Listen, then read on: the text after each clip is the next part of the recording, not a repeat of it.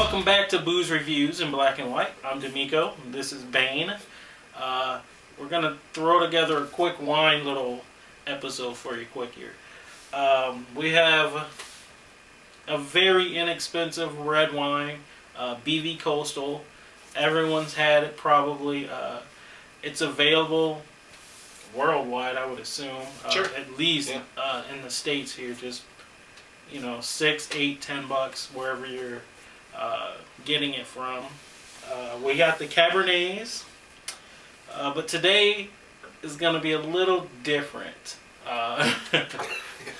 This is quite the versus episode. It is. I think we should have like a versus episode. There we and go. this is like our first versus episode. We got a 1996 compared to a 2010. Yes. Side by side, which that doesn't happen often. No. Yeah, we'll get into that in a second. Let's try this 2010 vintage one. Sure. 13.5% alcohol by volume. I believe this is Sonoma County, right? Yes. I think these are both 13.5, aren't they? Yep. Okay. Yep. Followed the same recipe. Probably. Long time to be following the same recipe. Hopefully they got it right. Really fruity. Oh yeah. Blackberries, but not only blackberries, but blackberry jam. You getting that rich brown spice? Oh, just a little bit, yes. A little bit. It's tickling my nose a little bit. That's what I'm getting. I'm getting dark fruits and brown spice. Really heavy. It makes this wine seem like it's a little bit bolder than I'm guessing it's gonna be, but Are you getting like blueberry syrup? now that you mention it, a little bit of blueberry. Mm-hmm. Syrup, I don't think I've ran across a blueberry syrup before, but You got to get out more. yeah, definitely. Now I'm getting it a lot.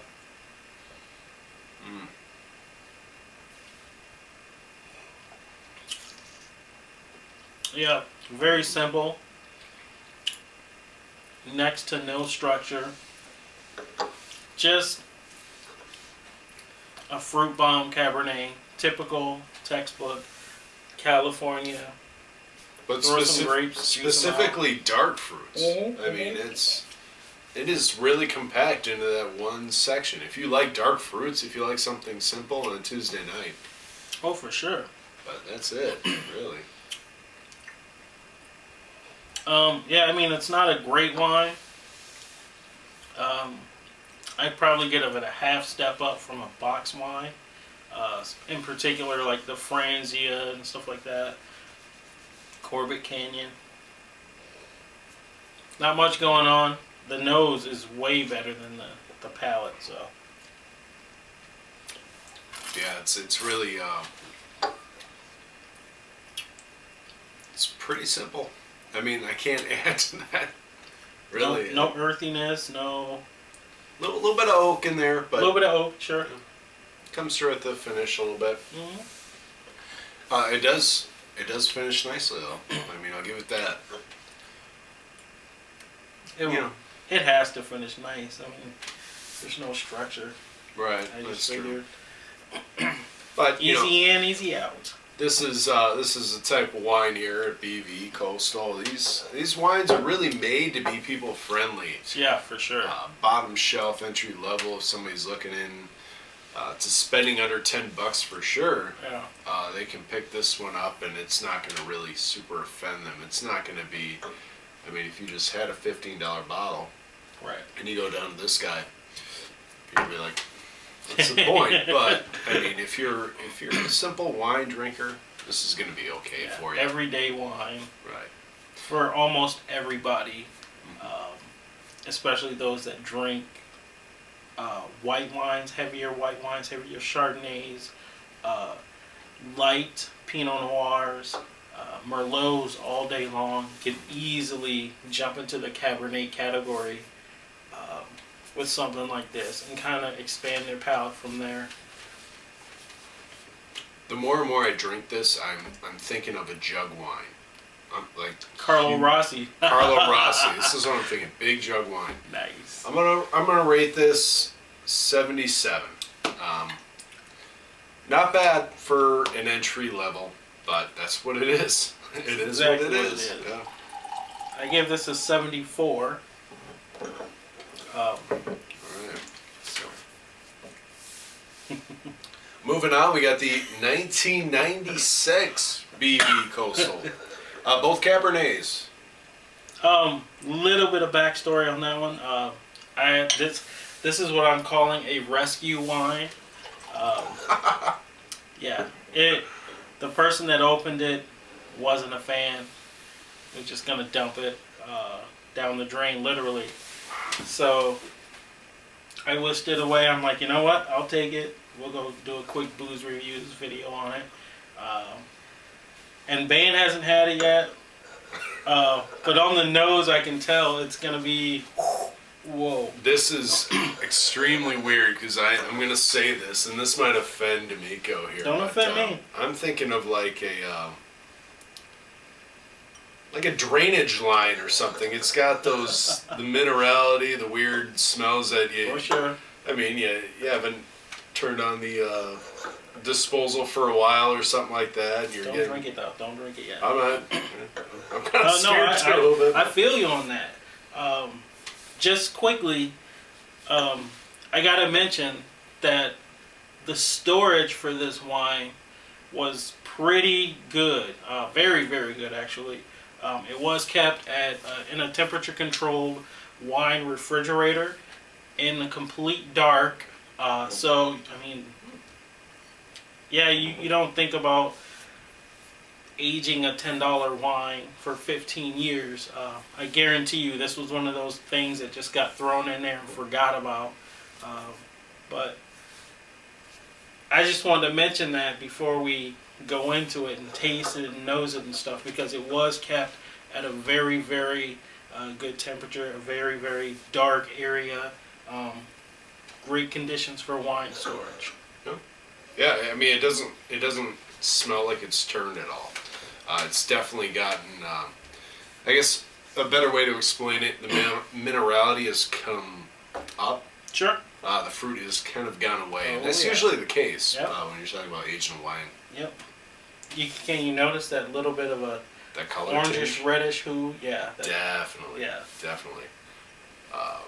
Definitely getting into like a pinotage color.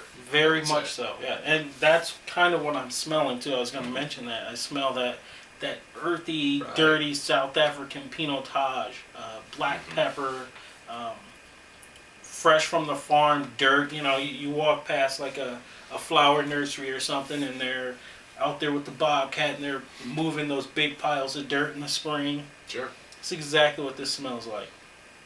All right, I think I'm ready to dive into Do it. this.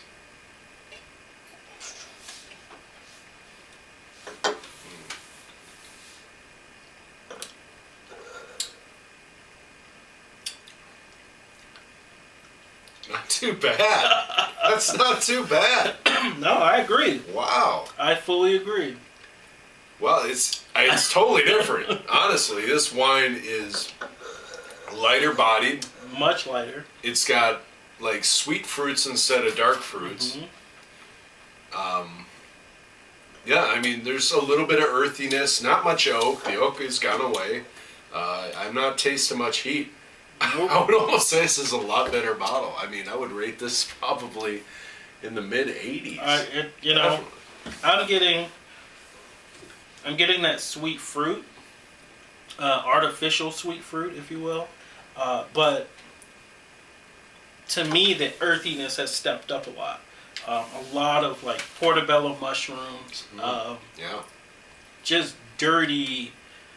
Not. I mean, it is now reminiscent to me of a very cheap Bordeaux. You know, $5 Bordeaux that, you know, you're on a small farm somewhere in France, and, you know, they're eating or whatever, and they pull out this carafe or whatever of wine. I mean, this is the kind of stuff that they're drinking every day. Mm-hmm. I don't know. I think I don't even know how to tell people. Yeah, I know. It's a surprise. I mean, because I like it way better than this one. Definitely. And this is actually, if you look online, I'm sure we're the only ones reviewing this bottle. Yeah. Oh, you're not gonna. Yeah. You're not gonna find anybody reviewing this. And I low-grade apologize bottle. for putting this out here like that, but yeah, because you really can't find this. But it's gonna show you that aging your bottles can help. Definitely. Sure. But it has to be as little light as possible. I mean, that you can help it. Yep. And as stable a temperature as possible. Preferably under 65 degrees, between 55 and 62 ish. If you can at all help it. Sometimes you go into a restaurant or go to a friend's house and it's 75 degrees in their house and the wine's just sitting out under their light, because they're having it as a showpiece, and it's just like, oh, no. That's why you rarely see wine in my deal, because I like to keep it warm, Yeah, see? I always keep my spirits in my house and wines hidden. I'm not Nothing going to tell wrong with you that, where. man. I'll search them out. Yeah. I'll get Stout the cat to tell me. All right. Well, I know I said 80s. I'm going to go ahead and I'm going to solidify that at probably an 83. I'm going 83. Very nice. That's exactly where I was going to go with it. But you guys know me. I love earthier style wines, old world style wines. The fruit almost completely disappeared on this wine versus the 2010 version. Nowhere near as fruity as this. But with the absence of the fruit, the earthiness has stepped up. Yeah. I love that. I really do. It's still a light, cheap bottle of wine. Yeah, that's true. But I would definitely prefer drinking this over this. Just saying. I will give it an 83 as well. Yeah, just like an onion has layers, I guess our bottles of wine has layers. Yeah. We're going to mention something about the corks at all? Oh, no. No, not really. We'll do that. No, wait. It's a lot of it's knocked out. I was going to mention, I hear comments and talk to people that, they open an older bottle of wine that's been aged or whatever, and you can't see it here, but there's a little crystalline, sparkly going on top of the cork, from the wine side. That's a good thing. It's tartaric acid, which is made, if you guys are cooks out there, cream of tartar, if you've heard of that. It's what they're scraping out of the wine barrel to produce the cream of tartar. So I don't want to get too nerdy into it. I do want to get a better example of it and show you guys. Okay. And then we'll talk more and more about that. But definitely, as you can see, what that difference in yours can do. Oh, yeah. Yeah, it is crazy. The amount of color change. I mean, bright pink, super purple, almost black. Sure. Oh, I mean, yeah, it's... But, yeah. Well, thanks for joining us on this Versus episode. I'm glad you like this one, though. Oh, God, yeah. It's so surprisingly good. I've had some older wines before that have really just, I was like, what's the point of aging a wine? But this is a great example of a low shelf wine. I mean, you're not gonna run around and throw this into a sommelier's face and it's like, oh, I got this $15 or 15-year-old bottle of Belleau Vineyard. But